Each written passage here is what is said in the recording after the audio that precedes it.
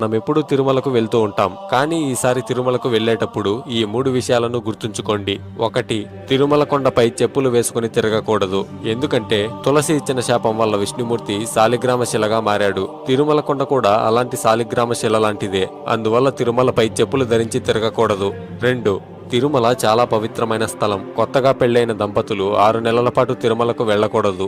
ఎందుకంటే తిరుమలకు వెళ్లే వారికి ఆ గోవిందుడి మీద భక్తి తప్ప ఇంకేమీ మనసులో ఉండకూడదు. కొత్తగా పెళ్లైన దంపతులకి మనసులో కామవాంఛలు ఎక్కువగా ఉంటాయి. అందువలన కొత్తగా పెళ్లైన దంపతులు 6 నెలల పాటు తిరుమలకు వెళ్లకూడదు. ఆ వెంకటేశ్వరుడు కూడా పద్మావతి అమ్మవారిని వివాహం చేసుకున్న 6 నెలలకి తిరుమలకు వెళ్ళాడు. అప్పటి వరకు వెంకటేశ్వరుడు అగస్త్య మహర్షి ఆశ్రమంలో ఉన్నాడు.